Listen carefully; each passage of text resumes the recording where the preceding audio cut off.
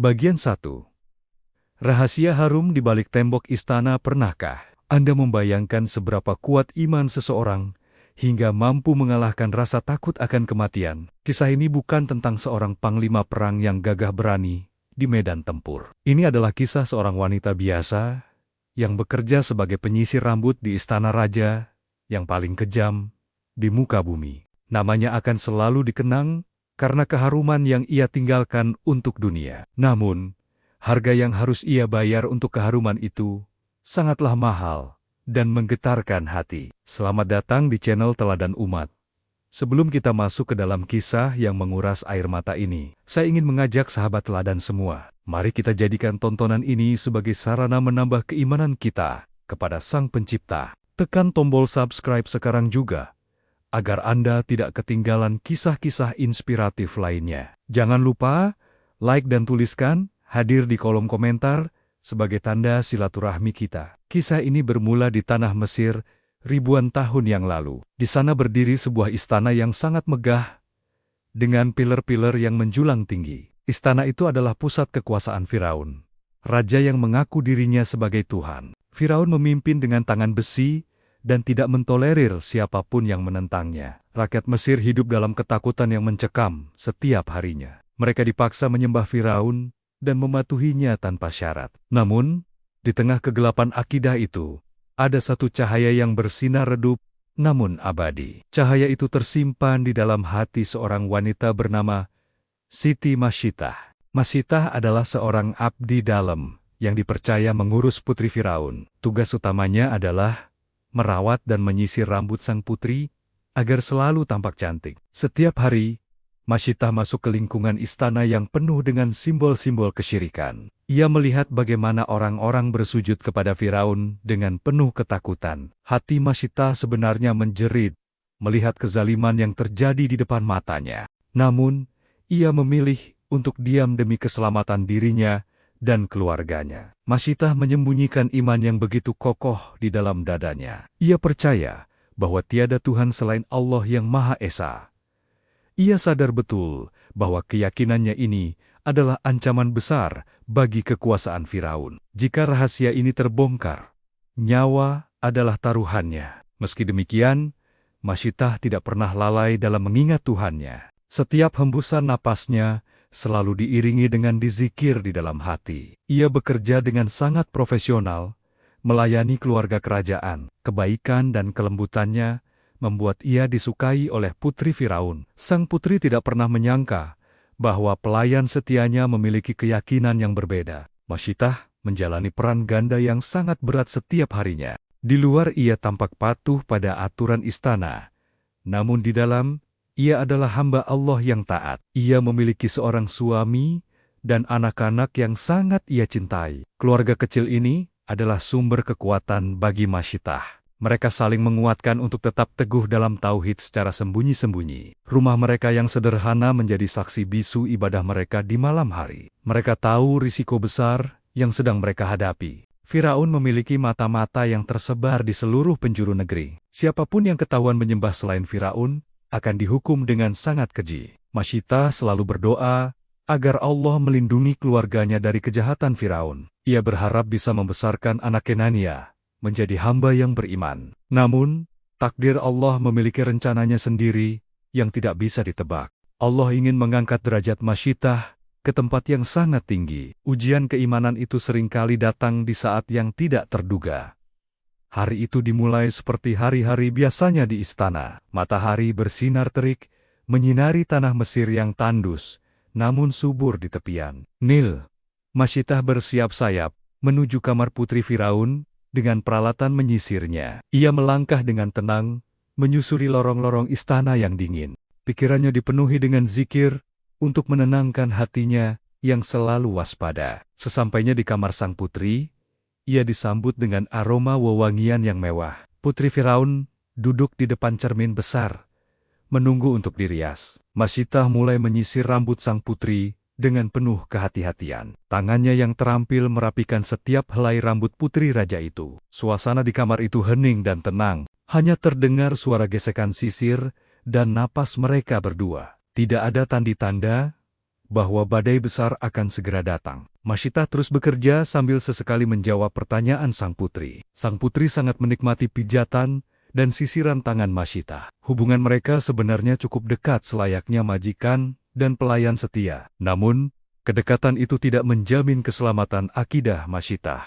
Iman di hati Masyitah ibarat bara api yang terus menyala. Ia selalu berusaha menjaga lisannya agar tidak menyebut nama Tuhannya sembarangan. Akan tetapi, refleks seorang hamba yang beriman sulit untuk dibendung. Ketika hati sudah terpaut pada Sang Pencipta, lisan akan mengikuti. Masyitah tidak menyadari bahwa hari itu adalah hari penentuan nasibnya. Allah hendak menunjukkan kepada dunia tentang arti kesabaran yang sesungguhnya. Keimanan Masyitah sudah mencapai level yang sangat dalam dan murni. Ia tidak lagi melihat Firaun sebagai ancaman yang menakutkan secara spiritual. Baginya, hanya Allah yang berhak ditakuti dan dicintai. Perasaan tenang ini justru menjadi kekuatan terbesarnya nanti. Masyitah terus menyisir sambil menatap pantulan cermin. Ia melihat kemewahan duniawi yang melekat pada tubuh putri Firaun. Namun di matanya, semua itu hanyalah fana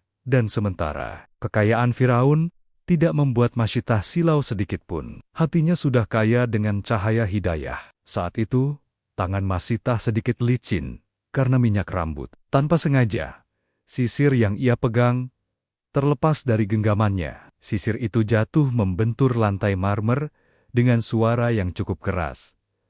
Klontang! Bunyi sisir itu memecah kesunyian kamar. Secara refleks, lisan Masyitah bergerak lebih cepat daripada pikirannya. Kalimat suci itu meluncur begitu saja dari bibirnya. Kalimat yang selama ini ia sembunyikan, ropet-ropet di dalam hati. Kalimat yang menjadi kunci surga, namun menjadi petaka di istana Firaun. Masyitah tidak bermaksud menantang. Itu murni ketidaksengajaan. Namun, ketidaksengajaan itulah yang membuka gerbang sejarah. Detik-detik yang mengubah hidup Masyitah selamanya baru saja dimulai. Sebuah insiden kecil yang akan mengguncang singgasana Firaun. Bagian 2. Kata yang mengguncang istana sisir itu tergeletak di lantai. Namun gema ucapan Masyitah masih terdengar jelas. Bismillah. Ucap Masyitah secara spontan saat memungut sisir tersebut. Kata itu bermakna dengan nama Allah yang Maha Pengasih. Suara Masyitah tidak keras, namun terdengar sangat jelas di telinga putri Firaun. Sang putri terperanjat mendengar ucapan asing tersebut. Ia menoleh dengan cepat ke arah Masyitah dengan tatapan tajam. Wajah sang putri berubah menjadi penuh tanda tanya dan kecurigaan. Selama ini, ia hanya tahu satu nama yang harus diagungkan di istana ini. Nama itu adalah ayah kandungnya sendiri, Firaun. Mendengar nama lain disebut, sang putri merasa ada yang salah. Apa yang kau katakan tadi, wahai Masyitah? Tanya sang putri. Jantung Masyitah berdegup kencang, seakan ingin lompat dari dadanya. Ia sadar bahwa ia telah melakukan kesalahan fatal menurut hukum istana.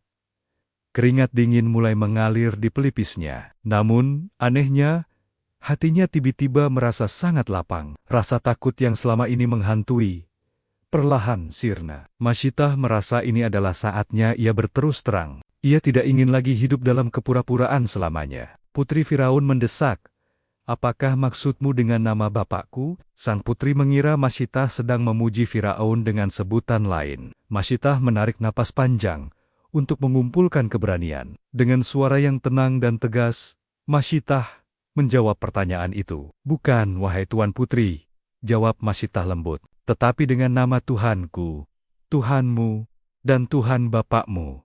Lanjutnya, jawaban itu bagaikan petir di siang bolong bagi sang putri. Mata sang putri terbelalak lebar karena tidak percaya. Ia merasa pelayannya ini sudah kehilangan akal sehatnya. "Apakah kau punya Tuhan selain bapakku?"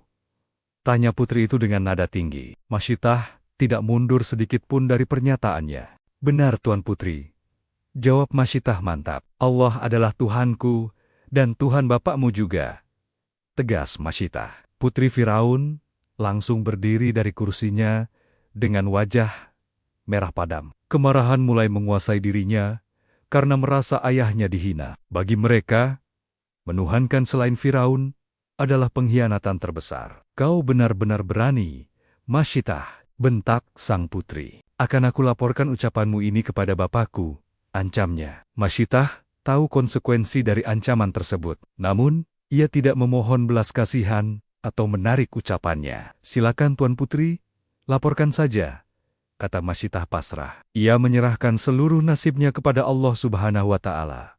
Sang putri bergegas keluar kamar dengan langkah yang menghentak-hentak. Ia berlari menuju singgasana ayahnya untuk mengadukan hal ini. Masyitah tetap berdiri di tempatnya dengan tubuh gemetar, namun jiwa yang kokoh.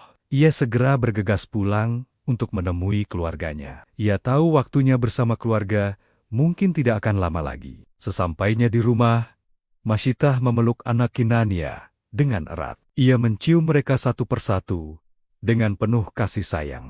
Masyitah berbisik agar mereka bersiap menghadapi ujian berat. Sementara itu, di balairung istana, suasana menjadi tegang. Putri Firaun menceritakan semua yang ia dengar kepada ayahnya. Wajah Firaun memerah, menahan amarah yang meledak-ledak. Kesombongannya terusik oleh ucapan seorang pelayan rendahan. Firaun merasa harga dirinya dan wakinjak di rumahnya sendiri. Panggil wanita itu sekarang juga. Perintah Firaun kepada pengawalnya. Para pengawal bergegas menuju rumah Masyitah dengan senjata lengkap. Mereka menyeret Masyitah dan keluarganya secara paksa. Anak-anak Masyitah menangis ketakutan melihat para pengawal yang kasar. Masyitah berusaha menenangkan anak Kinania agar tetap kuat. Mereka digiring menuju istana seperti tawanan perang. Orang-orang di jalanan menatap mereka dengan tatapan iba sekaligus ngeri. Sesampainya di hadapan Firaun, Masyitah didudukan dengan kasar. Firaun menatap Masyitah dengan pandangan yang merendahkan. Wahai Masyitah,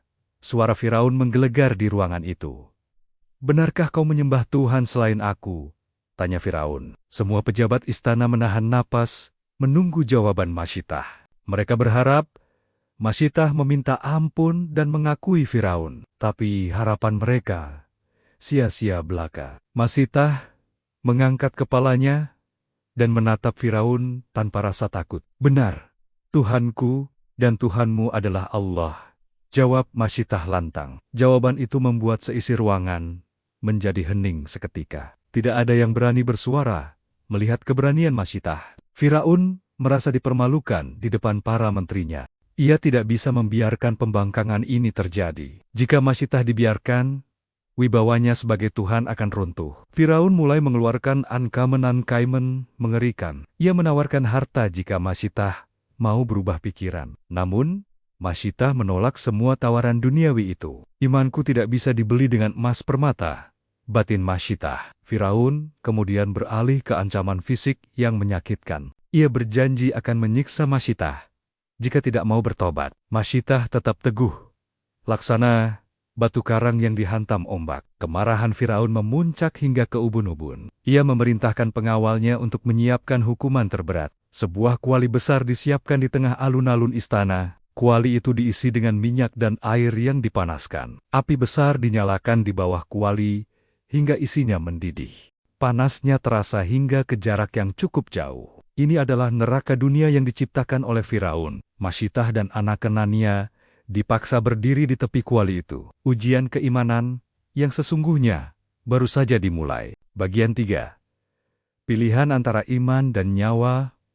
Uap panas mengepul dari kuali besar yang bergejolak itu. Cairan di dalamnya mendidih dengan suara yang mengerikan. Siapapun yang masuk ke dalamnya pasti akan binasa seketika. Firaun duduk di singgasananya, menyaksikan tontonan keji itu. Ia ingin memberikan pelajaran kepada seluruh rakyat Mesir, bahwa tidak ada yang boleh menentang kekuasaannya sedikit pun. Masyitah berdiri memeluk anak-anaknya yang gemetaran. Sebagai seorang ibu, hatinya tentu hancur melihat pemandangan ini. Tidak ada ibu yang sanggup melihat anaknya dalam bahaya. Namun, Masyitah sadar ini adalah pertarungan akidah. Firaun memberikan tawaran terakhir kepada Masyitah. Akuilah aku sebagai Tuhanmu, maka kau akan selamat, kata Firaun. Masyitah menggelengkan kepalanya dengan tegas. Tidak ada Tuhan selain Allah, ucapnya lirih namun pasti. Firaun memberi isyarat kepada para algojonya. Algojo itu menarik anak pertama Masyitah dengan kasar. Anak itu menjerit memanggil ibunya, meminta tolong.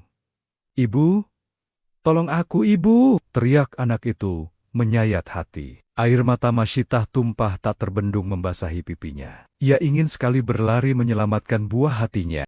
Namun, Algojo menahan tubuh Masyitah agar tidak bergerak. Firaun bertanya lagi, "Apakah kau masih tetap pada pendirianmu?" Masyitah memejamkan mata dan menguatkan hatinya. Ia membayangkan janji Allah yang jauh lebih indah. Dengan berat hati, ia merelakan anaknya demi mempertahankan iman.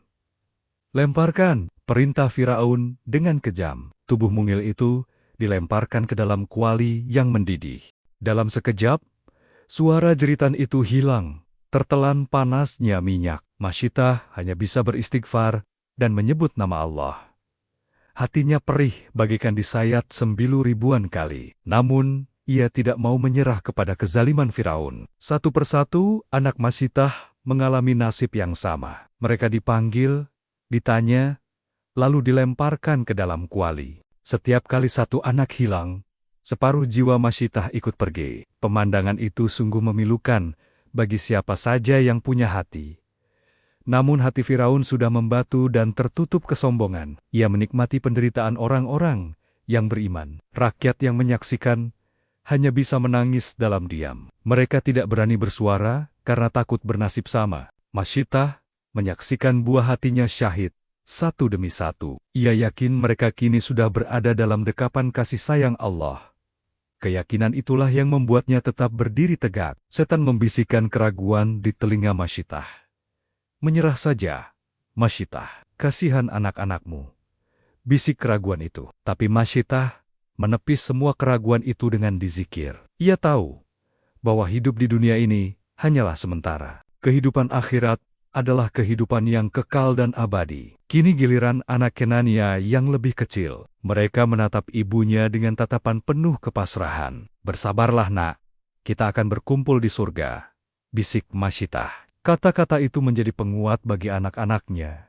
Di detik terakhir, mereka pun dilemparkan tanpa belas kasihan sedikit pun. Bau daging yang terbakar mulai tercium di udara. Namun bagi Masyitah, itu adalah aroma perjuangan. Firaun semakin geram melihat ketegaran wanita lemah ini. Ia tidak habis pikir, kekuatan apa yang dimiliki Masyitah.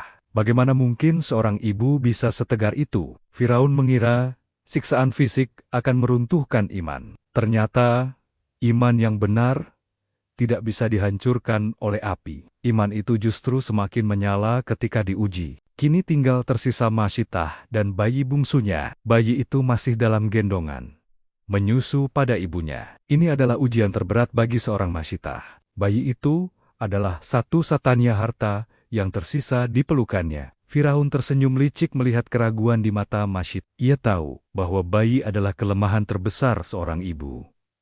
"Bagaimana, Masyitah?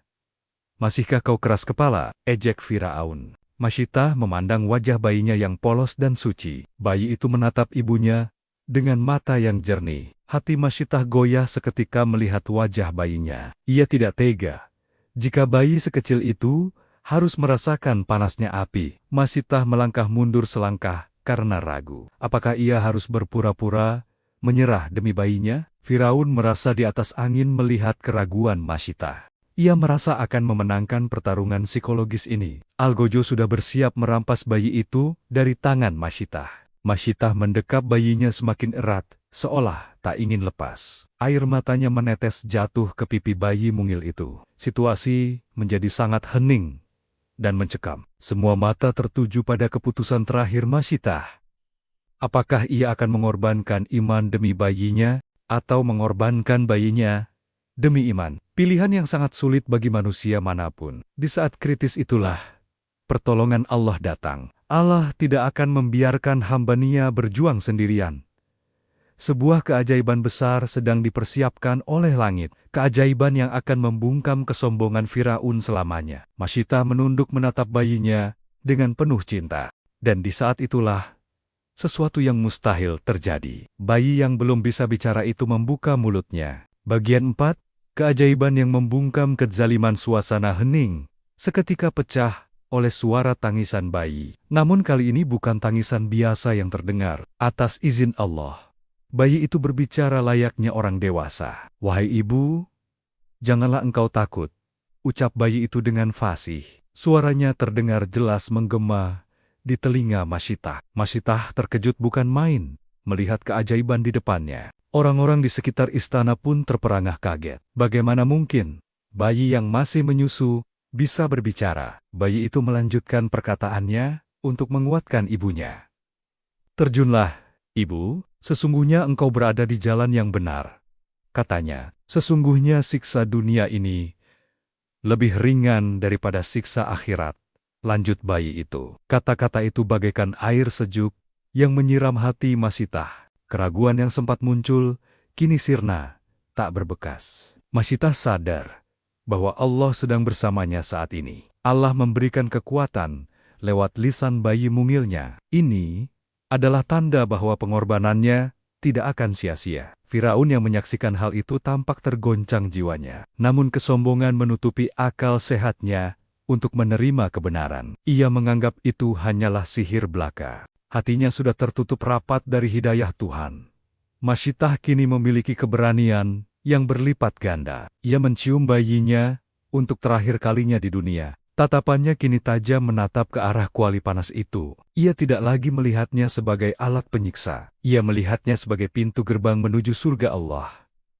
Masyiah melangkah maju dengan mantap tanpa ragu. Ia tidak perlu didorong oleh algojo Firaun. Ia menyerahkan dirinya dan bayinya dengan ikhlas.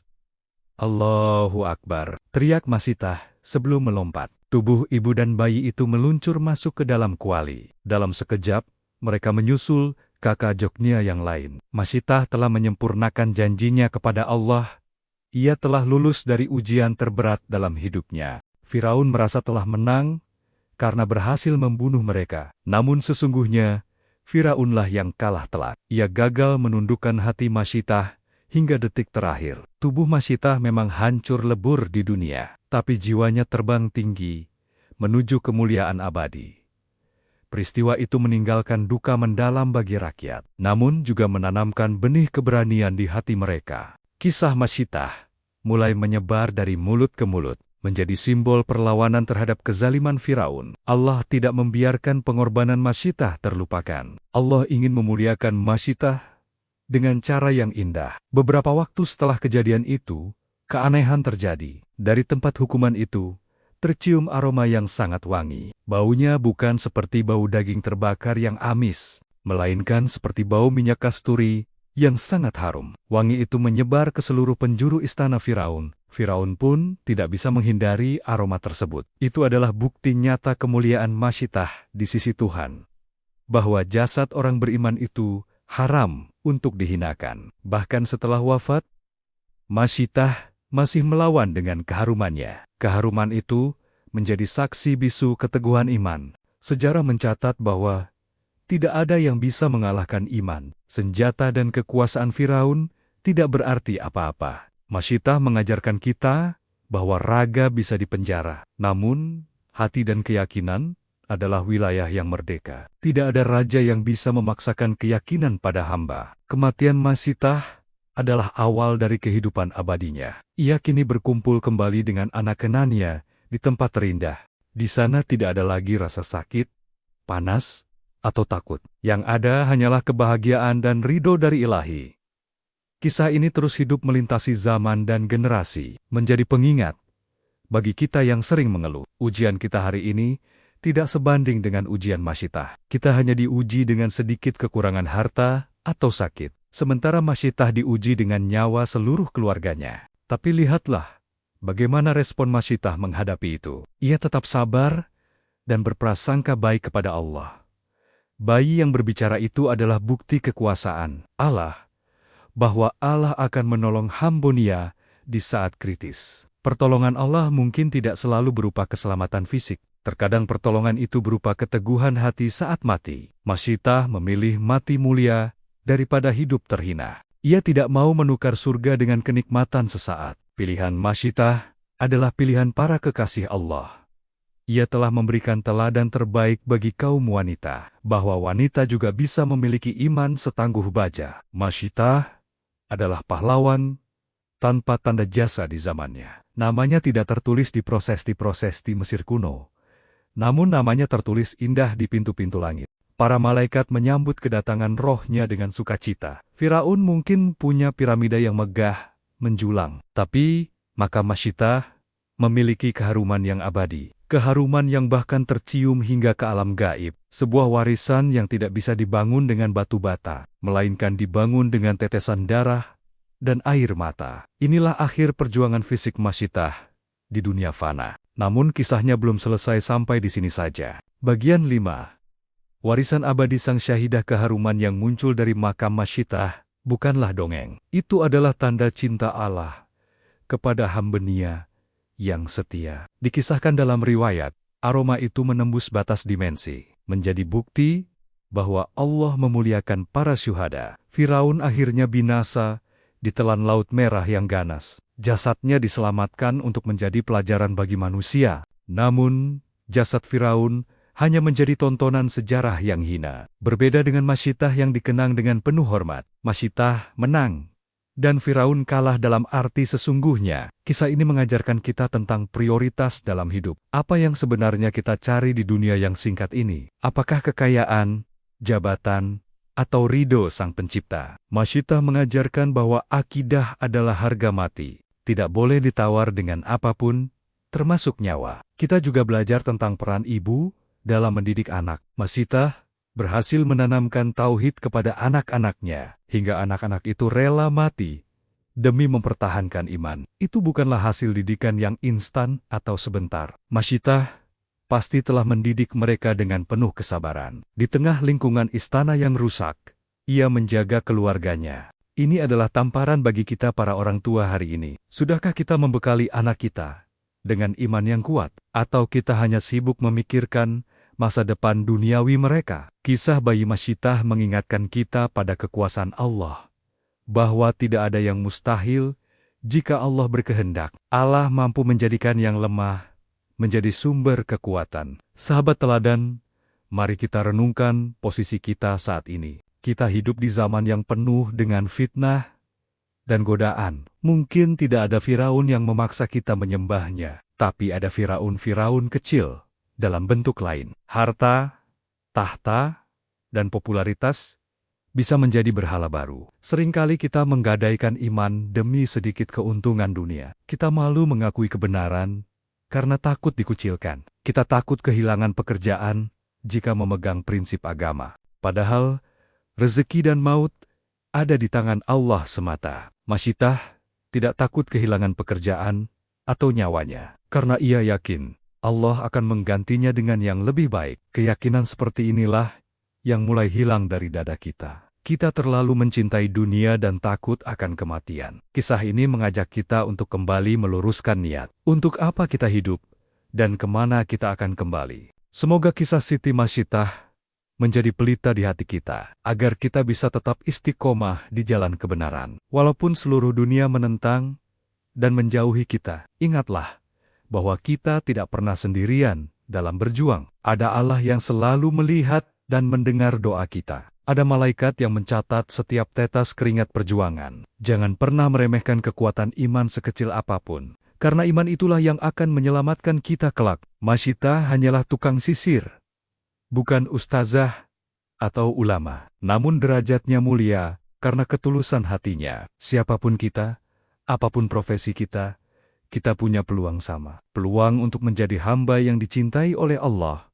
Mulailah dengan memperbaiki ibadah dan akhlak kita. Tanamkan tauhid yang kuat di dalam keluarga kita. Jadikan rumah kita benteng dari pengaruh buruk luar. Seperti rumah Masyittah yang menjadi madrasah bagi anak-anaknya. Sahabat teladan yang dirahmati Allah, tidak terasa kita sudah berada di penghujung kisah ini. Semoga air mata yang jatuh karena kisah ini menjadi saksi. Saksi bahwa hati kita masih lembut menerima nasihat. Mari kita doakan agar kita dikumpulkan bersama orang soleh, bersama para nabi, syuhada, dan orang-orang jujur, termasuk berkumpul bersama Siti Masyittah di surga nanti. Bayangkan betapa indahnya pertemuan di taman surga itu, di mana tidak ada lagi Firaun dan kezalimannya. Yang ada, hanya kedamaian abadi selamanya. Jika kisah ini bermanfaat, mohon bagikan kepada orang lain. Satu share dari Anda bisa menjadi jalan hidayah bagi orang lain. Jangan biarkan kisah inspiratif ini berhenti di Anda saja. Sampaikanlah walau hanya satu ayat atau satu kisah. Terima kasih telah menyimak video ini sampai selesai. Dukungan Anda sangat berarti bagi perkembangan channel ini. Kami akan terus berusaha menyajikan konten yang berkualitas. Konten yang tidak hanya menghibur, tapi juga mendidik jiwa. Mohon maaf jika ada kekurangan dalam penyampaian kisah ini. Kesempurnaan hanya milik Allah. Kekurangan milik kami. Kami menerima saran dan masukan di kolom komentar. Apa pelajaran terbesar yang Anda ambil dari kisah ini? Silakan tuliskan pendapat terbaik Anda di bawah. Sampai jumpa di video kisah teladan berikutnya. Tetaplah menjadi pribadi yang menebar kebaikan di bumi. Jagalah iman dimanapun Anda berada, karena itulah harta paling berharga yang kita miliki. Semoga Allah melindungi kita dari segala mara bahaya, dan mewafatkan kita dalam keadaan husnul khotimah. Amin ya robbal alamin. Wassalamualaikum warahmatullahi wabarakatuh. Salam teladan umat. Teruslah berbuat baik dan menginspirasi dunia.